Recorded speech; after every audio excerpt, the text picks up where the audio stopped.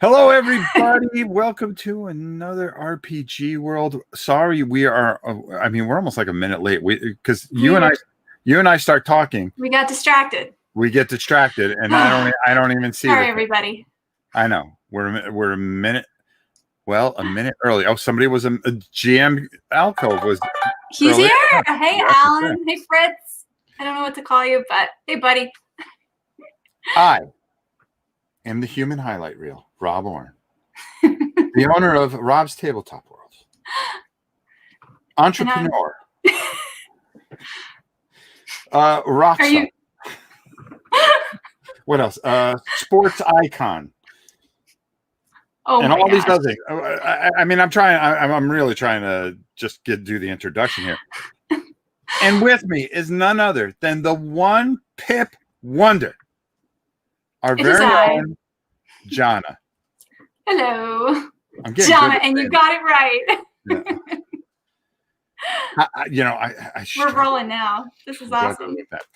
All right, so here we are. We are on our normal channel, which is Rob's Tabletop World on both Twitch and YouTube. But we like to introduce a new crowd that will be coming in at some point, and they'll probably see this later on because it's kind of a last minute thing. But we are now on Board Game Geek TV. What do you think of that? Yes. That's amazing. That's awesome. It is awesome. And we've had, for those of you that are maybe just seeing us for the first time on Board Game Geek, this is a show that we've done. We've done a few episodes, and we really enjoyed it. And we wanted to bring it over to the Board Game Geek, and we thought it would be a lot of fun. Streaming on BGG as well. See, there you go. So we're just making it wider so everybody can see our little RPG show. Everything we're up to. Now, we do all kinds of different things here. We're going to do some arts and crafts. We're going to do, we talk about terrain. We talk about RPGs themselves. And, of course, one of the things I wanted to talk about today was last time we were on, we were showing off that Warlock stuff from WizKids. Yes, that stuff was awesome. Yeah, with the double-sided wood and stone. Yep. You know, it was funny. We were at PAX Unplugged 2019 last year, and my husband saw that at the convention. He almost bought some. He almost bought some. Been awesome.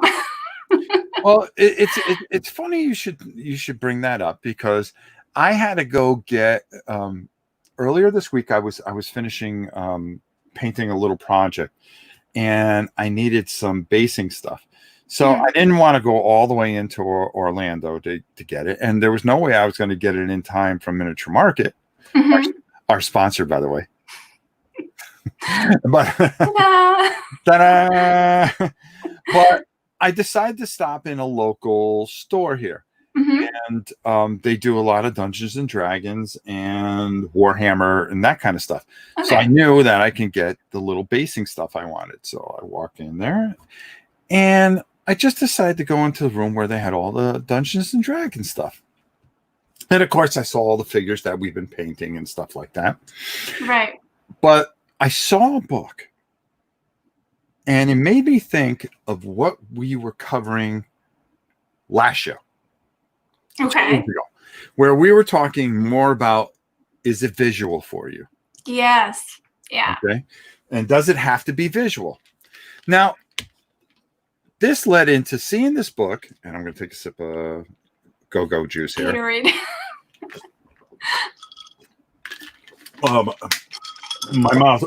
My wife made burgers, but she loaded them up with like everything that you could put into a burger. The whole spice rack. And I'm out on the grill trying to flip these things, and they're like falling apart. It's got like 900 things in it. I ate them. They were great, but my mouth is like dry now because she put like 9,000 seasonings in there. It sounds delicious. It was. But anyways, getting back to the subject, I took a look at this book, and I started thinking about more the theater of the mind. And and the different editions. So I'm going to show you a picture of it. Okay. Okay, what this is, and let me just do that. Oh man, we got some technology working. Yeah, it's actually the original adventures were for the first edition, but it's a big thick book and it has a couple of modules and stuff like that. Mm-hmm. Now, this particular book was converted over for the 5th edition. So you can take the old 1st edition stories and play them in the 5th edition. Well, that's very charming. Here's the thing, though. And let's talk a little bit about the differences between the 5th edition and the 1st edition.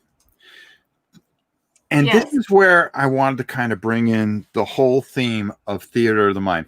And by the way, hello to GM Alcove, of course, and E. Connolly and James Brazil. Yes. Hi, everybody. Hi, everybody. And I'm sorry. Look, yeah, we're streaming on BGG, which is great. And Downriver Rick, we can't forget him. So if you guys have questions, so put them in there, and I'll put them up at once we get done talking a little bit about this. So, anyways, the 1st edition was more that you were using truly the theater of the mind. Okay. Yeah. Right? Because the only one that really knew all the rules was the DM. Yeah. Because your player, we had talked about this before, and your player manual was more or less to guide you and create your character and that, but the rules weren't in there the way it is now. So now I take a look at this and I think,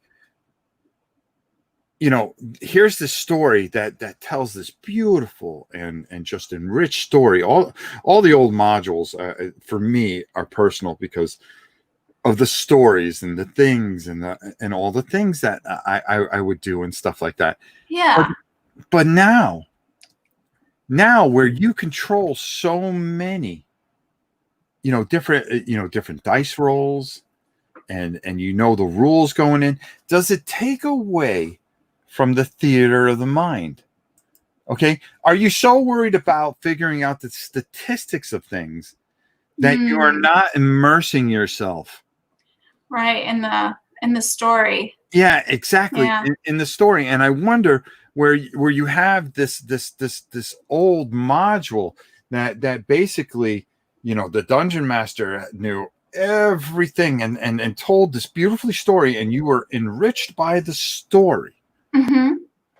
Do you end up sacrificing something when it gets converted over to the 5th edition, where you need to know all the roles and the things like that? And this is one of the things I wanted to ask you, because I thought of this when I saw this thing. Yeah. And when you're playing with your group, are you able to not calculate everything in your head? Or does it take it away from your experience? Like knowing, okay, if I do this, I know that I'm going to have to take this test and that test. Instead of going, well, this looks like a pretty deep pit. I wonder if I can jump over this. Well, I know that I'm an athletic hobbit, which I could be. Let's see what happens. Well,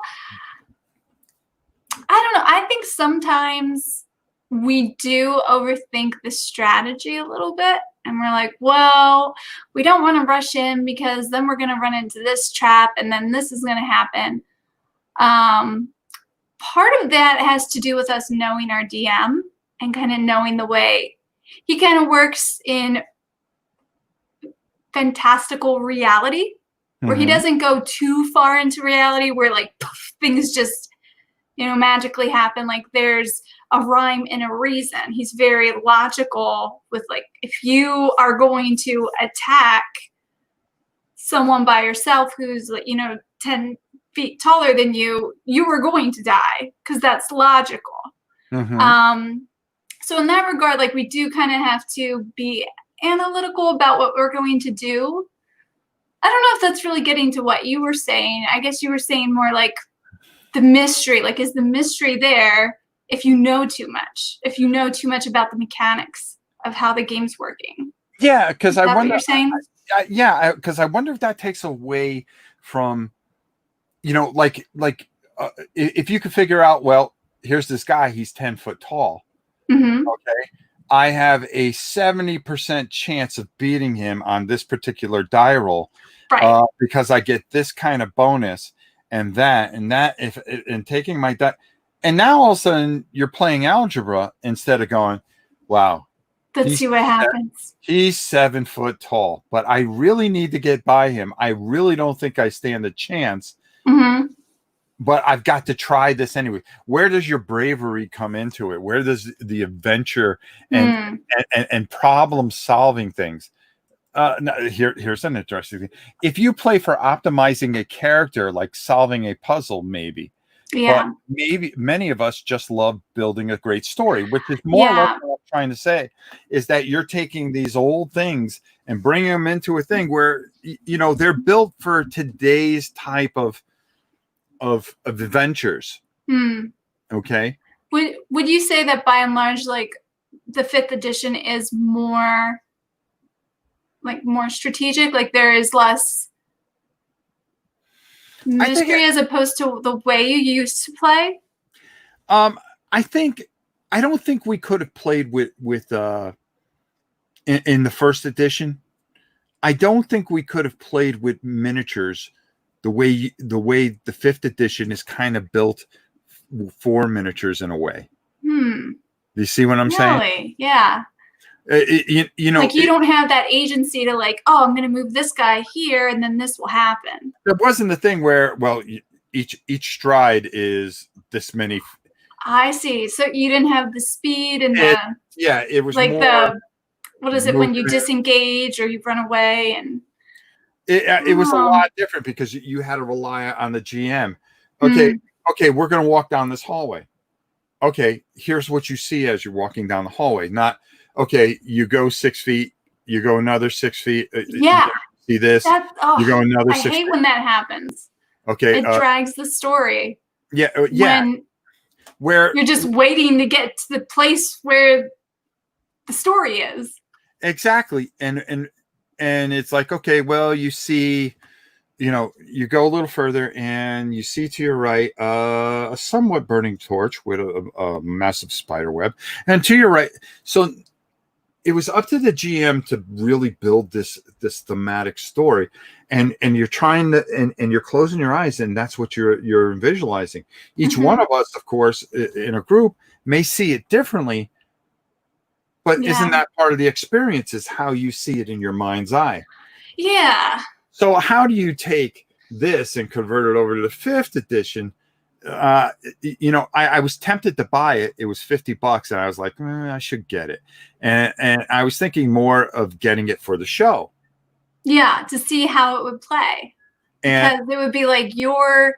And I really think I'm going to do that, because I remember going to Gen Con and seeing a whole bunch of these things there and going, wow, this is really cool. I should pick these up. And of course, I never got back to that side of the convention. But is that the ice cream man? It is. I'm sorry, it's so loud. You guys got an ice cream man? Yeah. You don't get an ice cream man in your neighborhood? No. Oh. No. That's what you need, Rob, because the queen goes out for ice cream without you. You need the ice cream man to come to you. Well, I either end up taking her ice cream, but I remember being up northeast. There was Mr. Softy and Mr. Goodbar. Yeah, I think we have a Mr. Softy. Mr. Softy was the best, because it was just a giant cone with a smile on the front of his thing. Yep, they're pretty great. We are ice cream men people, though, sadly. My parents would never buy us ice cream from the ice cream truck because it was too expensive. Okay. Either than my parents, the thing would go by, and it would be like the worst day ever. All the kids would come out, and we'd sit on the porch and watch them. Do your kids hear that bell and like lose their minds? They don't know what it is. See, that's the way to do it. That's the way They to don't do know it. yet. And actually, we're new to the neighborhood, and this is the first time.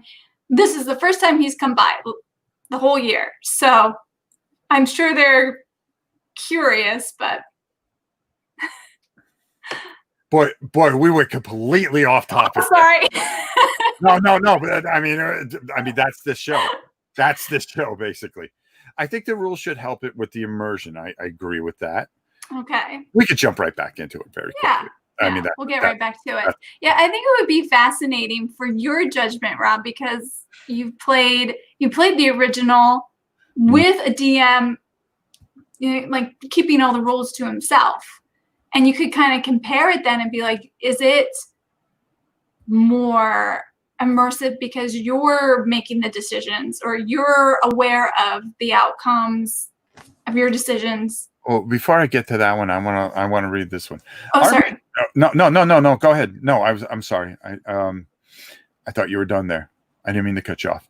RPGs are becoming less choose your own adventure and more like board games. See, that's what I'm talking about. Yeah. Meanwhile, board games are becoming more choose your own adventure.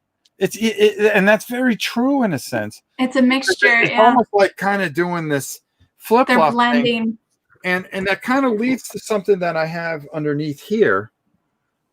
And I want to continue this conversation. I've got so much stuff under here. I'm working. I've gotten this game, and it is truly. Oh my goodness, Rob! How many boxes? They're so huge. This game here, Dungeon Universalis. Okay. Is probably. You just did a video for that, right? Yeah, I did a couple of videos for it. Now that one right there is very. It reminds me a lot of Dungeons and Dragons. So that what they just said, where board games are becoming more like it. Yeah. I'm working on a lot of stuff. You've got a lot there. A lot on your plate. Listen. When you're under the table. When you're one man, it's a one-man show, and you put out 15 videos a week. You better be working on a lot of stuff. You need an ice cream. That's what you need. Can you stop the truck and get me an ice cream? I'll send it to you. Yeah, I think I don't know. I feel like it depends on how your DM approaches it. Like I've never played from a what is it called? Like a published scenario or published story. Daniel's always come up with ideas that were original. Right. And also my cousin's DM'd for us, and he does, I guess he pulls from different books, but most of it is like kind of on like stuff that they're coming up with. Mm-hmm. And then there's a lot of impromptu changing. Like if we just aren't, receiving the messages that he's sending, like you need to go to the forest to encounter the encounters. If we're not getting it, like they'll adjust things on the fly to get us there. So we kind of have the DMs helping us and not necessarily, I don't know, it's not so scripted, I guess. That's right. what I'm getting at. And Scott here comes up with a great point, and which I'm trying to get to everybody's thing here. It all comes down to player types. Those that have hundreds of spreadsheets to calculate everything. So you have those groups, or those who just want to, have a couple beers and have some fun. Right. So, those guys are sitting there, but when you think of your D&D group, most of the time, I think there's a balance between the two. Yeah. You want to calculate things and have your spreadsheets, but also you want to have that relaxed atmosphere where you're having a ton of fun and where you're getting immersed in a story. Now maybe Daniel comes up with great stories. Some people are not, don't have that. Don't have the time. Well, number one, to come up with a story. So these modules provide a story and they can portray a great story. Right. The old days, when these modules come out, it wasn't about making your own story, even though people would make their own stories. It was, wow, where are we going next? Yeah. Because it I was actually all think through. I personally would like to DM with a module, because I've tried doing my own stories and I just get so frustrated because I spend too much time with all these fantastical creative ideas, and then I don't know how to implement them in a fun way for my players. So I think doing a module might help me a lot, because then I'm not so wrapped up in all of this original storytelling, which I'm not very good at anyway, but can more interact with my players and like spend more energy on that. Exactly. Anyway, And a book someday. like this would probably be really, really good for you, to be honest with you. It has that I'll old look into feel. it. It tells this story, and it may help you on your way to be more creative in a way. Yeah. Let's see what else we got here, since we're going through questions. Old GM guides used to encourage, and TSR actively encouraged people to make their own worlds, which was great. Yeah. Wizards of the Coast, I figured that one out. Yeah, you got it. I was like, well, I don't know. Yeah. And I go, I know that. Like, oh yeah, I know it. Yeah. I love when I said it. You went, yeah, Wizards of the Coast with the 5th edition, especially want them focus only on their modules and less homebrew. Yeah. Because look what they do. Okay. Yeah. They put out figures, they put out maps, they put out modules. It's, and there's nothing wrong with that. No, it's great. It's great. Because actually, tactical play with minis, TOTM play. They are they are all good. Okay, yeah, I got. Oh, okay. Yeah, no, I love tactical play with minis. I mean, listen, I'm a mini guy. That's what I do. 33% of my channel is me painting minis. Yeah. The other 33, the mini guy. Yeah, I'm the mini guy. In his sleep. 33%. Another 33% is playing some kind of dungeon crawl or a role playing game. So they both intertwine. Yeah. So how I wish I had this when it first started. All the stuff that's available, like the Whizlock stuff. Oh my God, I would kill for that stuff. We were drawing on graph paper and things like that, which was fun. And I love that old school feel. And I've done a lot of things here recently that there are print and play games that go back to that age, where you're using, D100 we've talked about. 4 Against Darkness, that have that old, hey, just get a pencil, some dice, and a piece of paper, let's go. Which you and I are going to do live on here at some point. I would hope so. I'm glad that you said that, because I was hoping you would show me how to play that. Well, actually, the first one that we would do is 4 Against Darkness, because I'll let you take 2 characters and I'll take 2 characters. And no, that would be really fun. I really want to try it. And I really think for that, we may have to go like 2 weeks in a row. That sounds good. Yeah.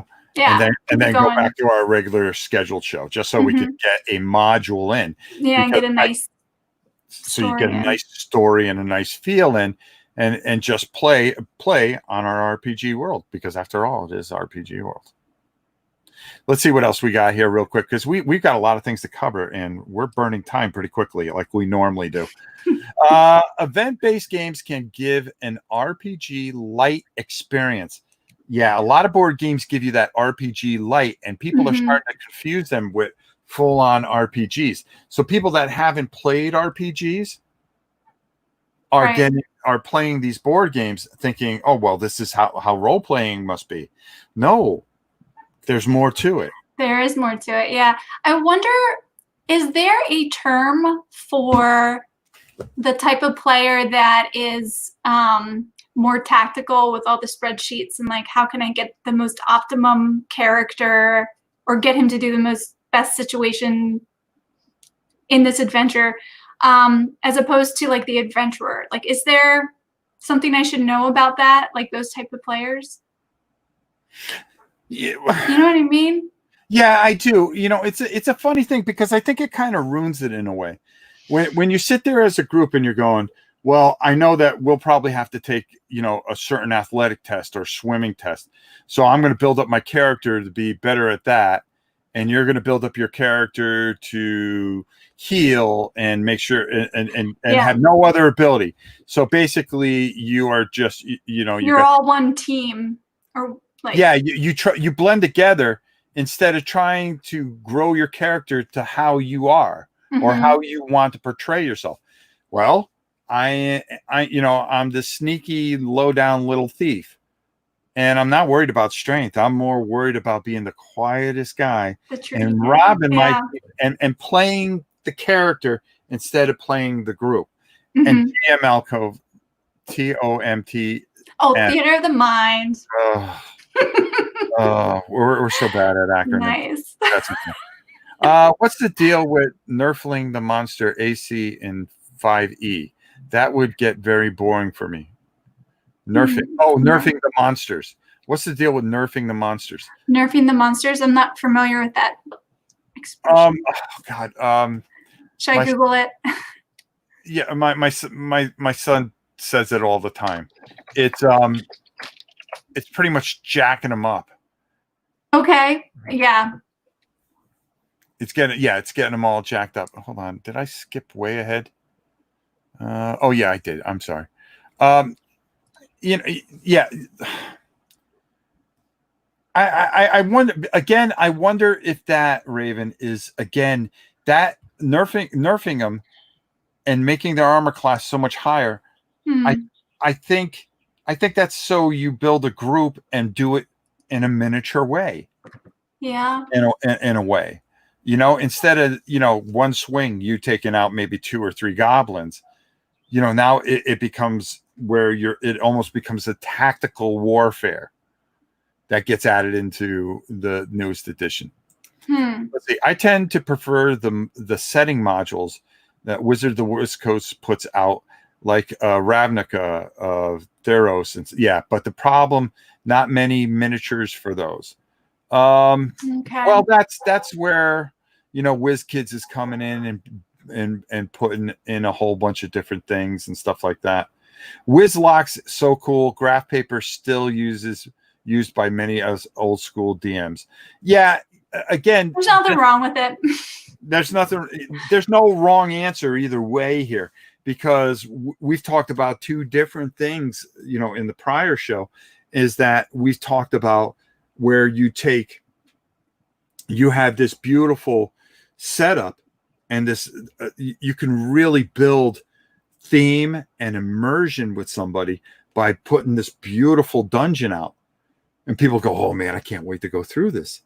This is going to be exciting. Where, sometimes if you have a tremendous storyteller, it depends on what your DM's strength is. I agree. Yeah. If his strength is, if he can weave a beautiful tale and immerse you through his storytelling, you don't need all the bits and pieces.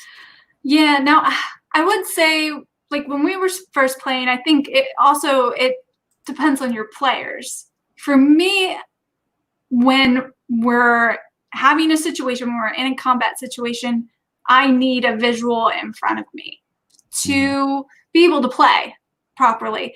But the rest of the time, you can kind of just imagine what's going on. You don't need a forest every time you're walking through a forest. You don't need like a banquet hall to be able to envision a conversation happening with someone. So I think that kind of depends on your players too. Like, if they are fine with envisioning a combat and they don't have trouble with, what is it? Like, perceiving the distance between things in their head, then that's fine if it doesn't slow them down. But for us, we did realize as a group, it went much smoother when we drew it out, even the simplest drawings, so that we had the same spot to work with. And you don't need the fancy things. The fancy, like the fancy 3D buildings, like that's all icing on the cake, I feel. But it's also, it helps with a guy that may not be confident enough to tell a story. Okay. I can see that. Yeah. That you could say, okay, where I lack in being able to build up a story for you, here, visualize this. You're in this room. Yeah. Yeah. You're in this room. Well, here's this room. Take a look around. Tell me what you see, and then I'll help you through it, because I can't tell you that.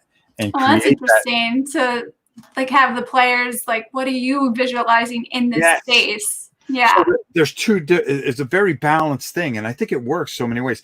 David here sums it up, Raven, and he did it better than we could.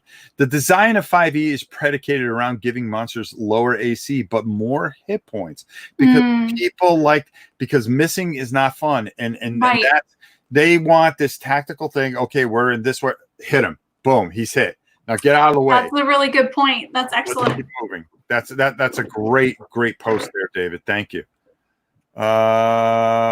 Knowing they can hit the monster that's much easier is like putting the monster in a cage and having the PCs poke spears at it. Not fun. Yeah. And Raven, that is dead on.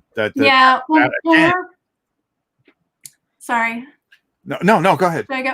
When we're playing and we're like, we were in a session for a while where we were being invaded by an ancient army, and it seemed like every other session there was one big baddie, and we would always be like, well, I rolled a 16 and we still didn't hit him. Like, how high is his AC in that guessing game, just to see like, okay, well, I rolled 19 and that did it, so it's somewhere in between. That's kind of fun too, to figure out like, where is this person's strength? And I don't know. I was just thinking of that when she was talking about the AC.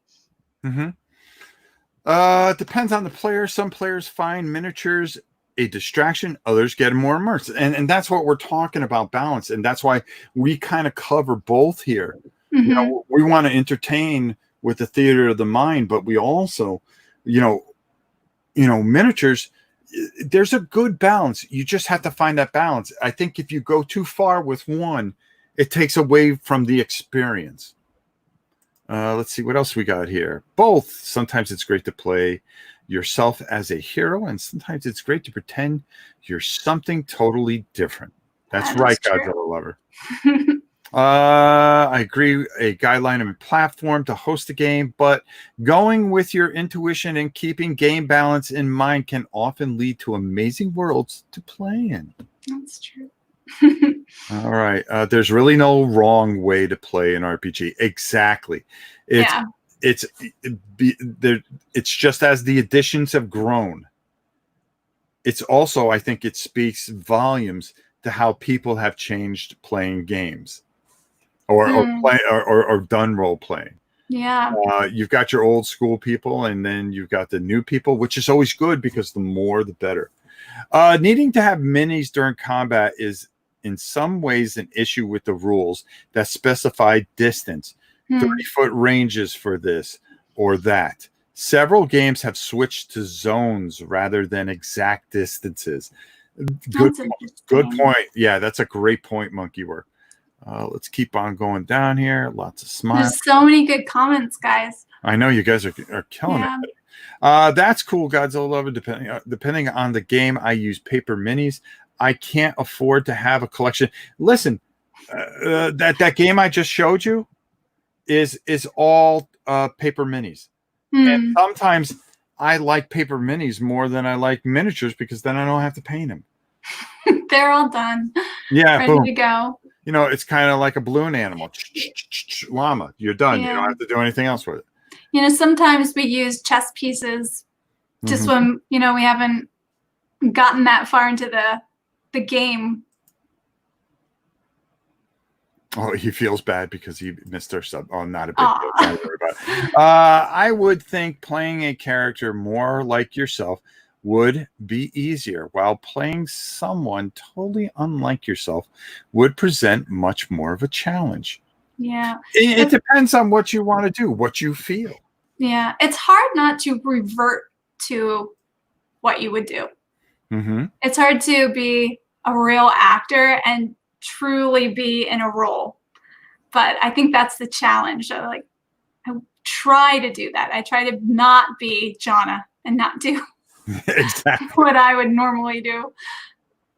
All right. Use the Skittles or M&Ms for monster tokens, and then the player who kills it gets to eat it. Yes, that's a great rule. I'd be so disappointed if I missed, though. Rob, I'm reading the rules for Iron Sworn solo RPG. Seems really interesting. A matter of fact, next episode, segment or episode that we do, or whatever we want to call this, we're going to be covering Iron Sword pretty heavily. I actually have a copy coming your way. Oh, awesome! Yes, I am. That's amazing. Speaking of which, that kind of segues into our next thing. You were sent a pretty big box, weren't you, this week? I was. A really big brown package came. Okay, why don't you bring it on over, and we're going to discuss some of the things that are in it. You want me to just open it all up here, like you do a deboxing? Well, you could do that if you want. It doesn't matter. Is that what you meant? Yeah, kind of. Okay. So every 2 weeks, she's going to get sent a box, and we're going to do certain things. Now, Jona did not have a paint set. I didn't. A legitimate one. I was using acrylic paint. She was using acrylic paint, so I sent her from our fantastic sponsor, Army Painter, Omega Paint Kit. There's 50 paints. I don't even know where to start here. And there's washes too, which is really nice. Yes. Now you can put that aside. I was overwhelmed because, like I said, I've been using acrylic paints from like 5 years ago. Mm-hmm. You can put the box on the floor. I'll put it on. Yeah, there you go. Let's see. That way, I mean, if you want to take a look at it. Okay. The box is bigger than Jen. Yeah. Oh, that it goes with that. You know that little box that you had there? Whoa. Sorry. You're all right. You're all right. You don't have to open that up. Oh, okay. You remember what that thing that you took out, that little casing thing? Yeah. And it had some paintbrushes in it? Yeah. That is a wet palette. Oh, it didn't have brushes in, but it has like whole sponge in it. That's a wet palette. Oh, cool. Sweet. So now you have a wet palette, so you can thin your paints out, and you can keep paints that you're using, and so forth and so on. That's awesome. Now, I also sent you. Oh wait, she's. What do you want next? You were sent two dragons. Two dragons. You were sent two dragons. Yes, as you can see, they're partially painted. Yes. My boys have claimed them. I know. This one's Lawrence's, that one's Theodore's. Now, they're not finished all the way. No, I didn't think they were. I was like, no. I don't know, Rob. These look a little shoddy. No, those were my demonstration things. And then okay, that's what I figured. I was like, your job by the time we come back is to finish homework. Yes. I have to paint them? You have to finish them. Oh my gosh. You could do it.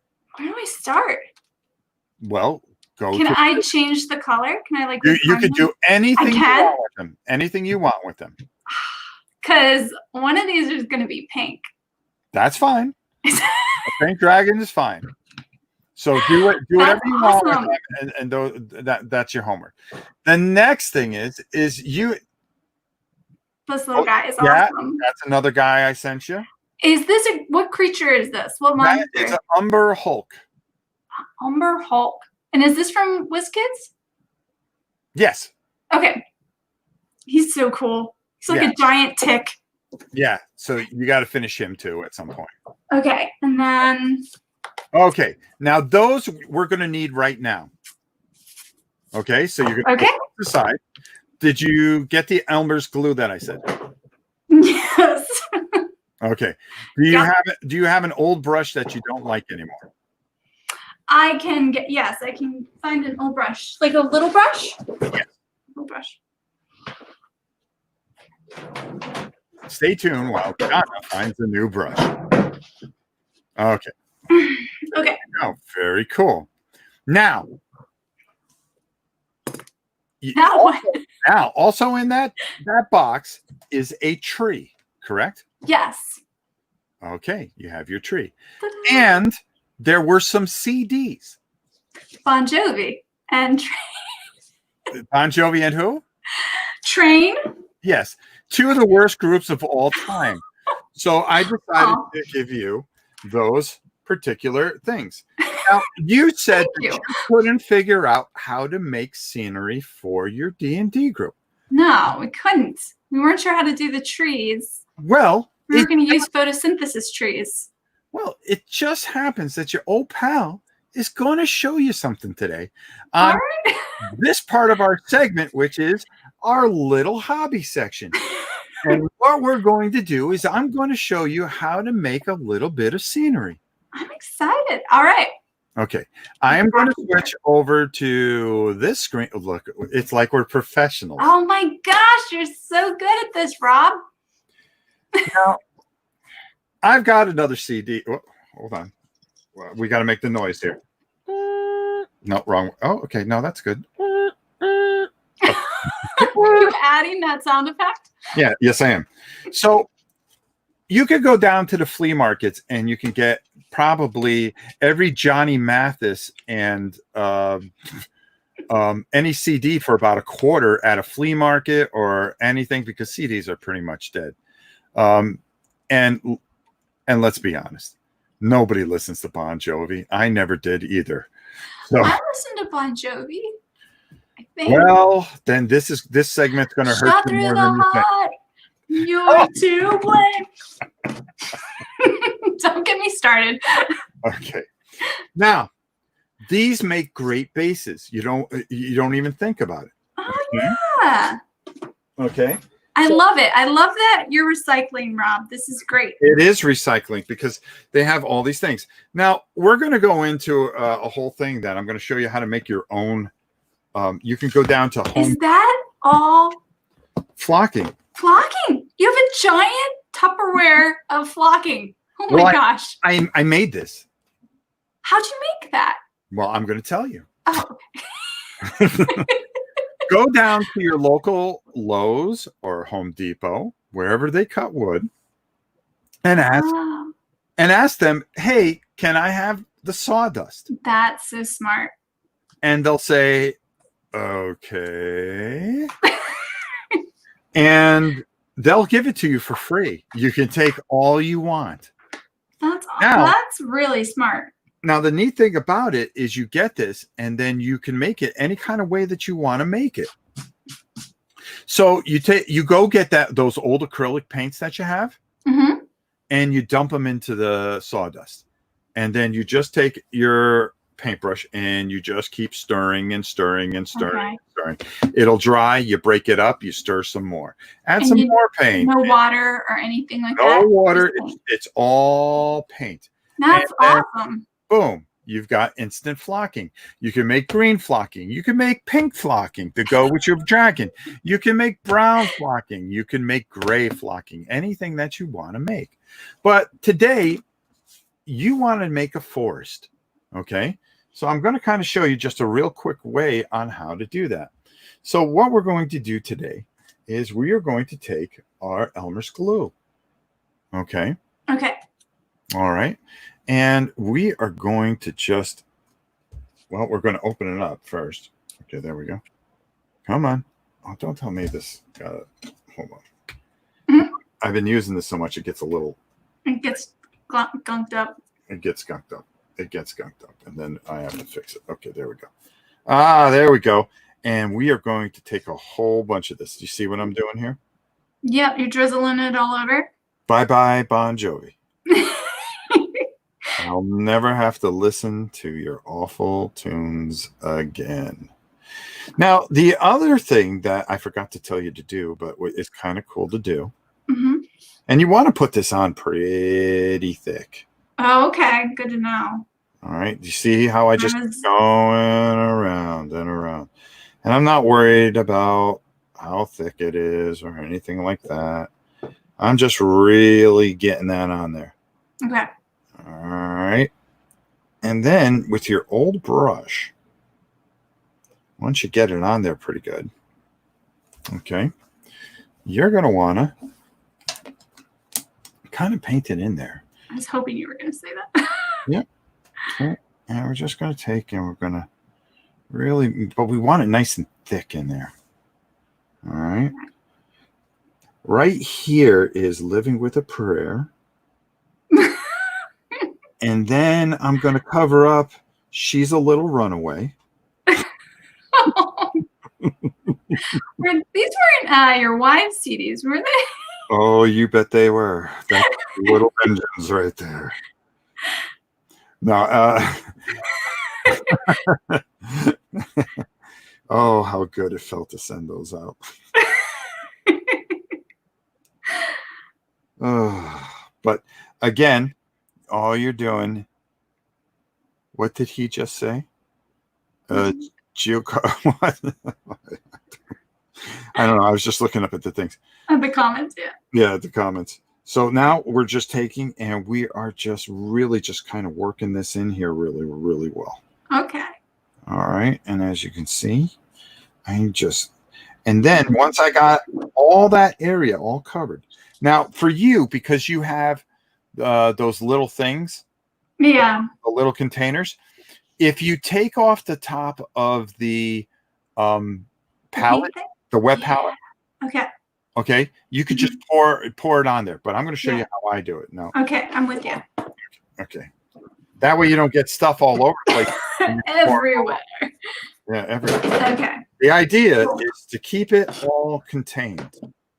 Yeah, and that's why your Tupperware containers, genius. So you're putting it on really thick to get like a different. Are you trying to get different heights to the glue, or you just want it to really stick and completely cover it? I wanted to completely cover it because nothing worse than going through a forest and then I'm wanted dead or alive. It must all go away. Yeah. Now, once we've done that, okay, now watch what I do. I'm just going to put this bad boy in here. And then I'm just going to go. Woo.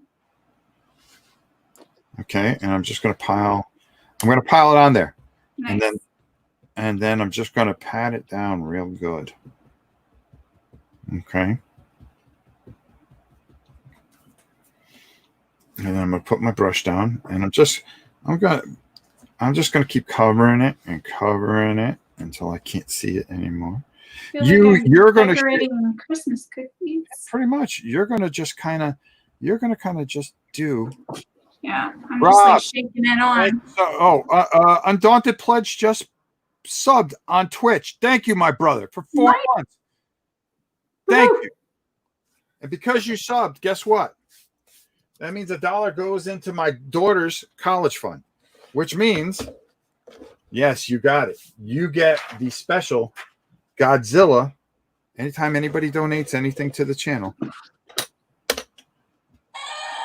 Oh, turn around. Wow.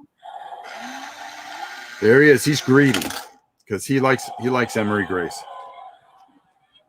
All right, there we go. Thank you very much, Undaunted. You the man. I've got a fuzzy CD. I already know what discs to use for this. No lie. I'm not a hoarder. I had about 50-something AOL CDs. Yeah, there you go. Yeah, you can use your old Windows That's perfect. Or anything like that. Now, what I'm going to do is I'm going to tap this all off. Okay. Now, do you see what we have here? Look. So now, once I have that, okay, let's take this. Oh, hold on. Got a little extra glue there. There we go. I could just put that in there. So now I have this. Move this out of the way so we can see it. So now you're going to kind of want to let that dry. The next thing that you would like to do is you can add like little rocks. Maybe you could break up some branches that you have outside. Yeah. And just add little things here. Mm-hmm. And then what you're going to do, and I grabbed this tree of all trees that's already based, but you could just take your little tree and put it there, and now you have trees. And you can put little stumps around and things like that, and you make a whole bunch of these, and then they become perfect little stands. Perfect little stands that you can store, and when you need trees, there you go. Just like I love it. Here, I'm gonna try and hold it. Okay, she's gonna try to hold. Hold on. Let me get you full screen here. Okay. I mean that deserves full screen. My tree's so crooked. Oh, there you go. Well, that's okay. Yeah, You can fix it. They're bendy. Look, you did. But yeah, but that was awesome. You see, and you were complaining the other day. How do I make trees? I was complaining. Yeah. Well, now I know how to make little green turkeys. Now you could do anything you want with this. Okay, with the CDs, if you get a bunch of them, you could take like little stumps or make little yeah, all kinds of different things. You could take some little dead branches and trim them down and have a dead forest. Your imagination, you can do anything you want with these particular trees, and it's just such a simple thing. It is. I love it. I like it, and they're like so compact. You can have a bunch of them with your D&D stuff and just pull them out when you need them. Yeah, you're going through a forest. You can arrange them different ways. I like it. I like it a lot. And that's good idea. Yeah, that is this week's hobby tip number 1. What just happened? What? I heard a bubbling. I mean, I think somebody just subbed. Did something? Ooh. Somebody just subbed on our YouTube channel. Well, thank you very much. Okay. So again, this is just, an easy way to do things, and each week or every other week that we do the show, we're going to show you a different hobby tip, how to make your own stuff. And boy, you're going to get another package. And guess what? In 2 weeks, because we do the show bi-weekly, you're going to get another package, and we're going to have another hobby tip the next time we come on. I can't wait. Neither can I. You've raised the bar, Rob. I've raised the bar. Next week is going to be really cool. Well, not next week. In 2 weeks from now, it's going to be very, very cool, and we're going to have to donate a little more time to it than we did this time, because I usually have everything planned in my head, and I'm pretty good with the time because we're almost all done here. Right, make sure that we didn't miss any comments or anything like that. AOL CDs will work perfectly, of course. I used to microwave them, improve. Yes, I was a tyrant back then. Oh, I'm I used to make. Okay. Oh boy! I already know what. Oh, there we go. Okay, AOL CDs that I used to get in the mail, and then he used to microwave them. Pete Shirley's in the house. How you doing, Pete? Shirey, excuse me. I always call him Shirley. Don't call me Shirley. We used to cut grooves in our AOL disc and throw them like ninja stars. Well, that's dangerous. Ooh, that sounds extremely dangerous. Yes, but fun. We showed you CD to build forests, not weapons. Oh, goodness. My boyfriend and his friends use different sizes vinyl records for the same thing as kids. Oh, vinyl. Oh, cool. That would be. Everybody's the ninja. Nice. At Halloween can grab a bunch of stumps and graves for cheap. You can also make little graveyards with that. That's a great point. I've done that before. Go out you're in Pennsylvania. That's a rocky state. Okay. Oh, yeah. You got some great granite out there that you clean off and you glue them onto those CDs, and then you got like a little, I'm gonna do that for one of the dragons. There you go. Put little pink rocks or pink eggs. Yeah. Like it's a mama dragon. I put my trees on large washers. keeps them from tipping over in the game. Exactly. That's a good exactly idea. the point. So when you actually glue that tree to the CD. So it has a nice base, and then so it has a nice base built around it, and it has all the grass and everything else. So there you go. So you're off and running. I like it. All right. Thanks for showing me how to do that, Rob. That's cool. Well, not a problem. That's what we do here. Let's see. What else we got here? What were the first minis you painted? Oh, boy. I can answer if you're thinking. Yeah, go ahead. Blood Rage minis. No. Before I even played the game. You painted them? Mm-hmm. You painted Blood Rage before you even played the game? Yep. My husband was like, will you help me paint these? And then he was like, you're a couple hours into it, he's like, I hope you really like this game, because we're like 6 hours into painting them. Boy, I really have to go back. I would say the very first miniatures I painted were my Blood Bowl, my human Blood Bowl team back in 91, somewhere in there.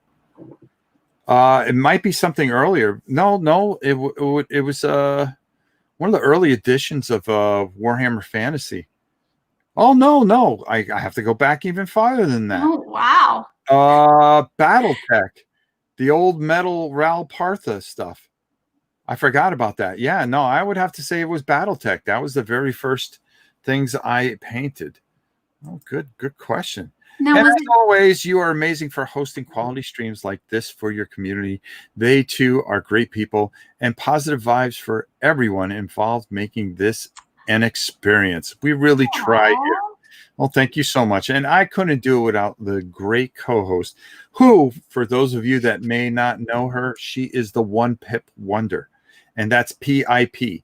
Go check her out at her phenomenal channel. And if you don't subscribe to it, shame on you, because it is such a great channel. And Jona does the best videos out there. And she is what you do. You are fantastic, and and you're my little buddy. So that's how it works. So we're very happy to be on Board Game Geek. We'll be on every 2 weeks. So every Tuesday, 7 o'clock, every 2 weeks. We may do a couple in a row because we've got some things in mind. We always have all kinds of ideas for this show. And for us, this is a lot of fun. It's all things RPG. We're going to be covering so many different things. And just don't think that we're going to be covering D&D. We're going to expand the realm of role-playing and really talk about all types of different role-playing as both of us discover new things and maybe teach each other some things along the way. So there you go. There you go. Well, Jona, another show, another hour in the books, and it goes by too quick. It does. That was super fast. I always feel that we have so much more to say. and then we have to stop it. But that's the way it is. Jona's channel is fantastic. Thank you for joining. Thank you, David. That's so nice of you. You could find Jona always on a Tuesday here. Either she's making a couple of videos or check out her own channel, like I said, with all her great videos. Don't forget to like and subscribe at Rob's Tabletop World on Twitch and on YouTube. And you better join One Pip Wonder. And if you are first time watching Board Game Geek TV, well, why aren't you subscribed? This is a great channel. We've got Rodney Smith, we got Chaz Marler, we got Aldi, we got Lincoln, we got Nikki, we got all the great people, Steph, the Murph brothers. I mean, I can go on. It's a who's who of board gaming around here. And we're on here now, too. Yeah, we're here, too. We're here, too. All right, everybody. That's another RPG World in the books. Until next time, it's your old pal, Rob. And Jona, say goodbye to everybody. Bye, everyone. Have a great night and stay safe out there. All right. Until next time, we'll see you soon, folks.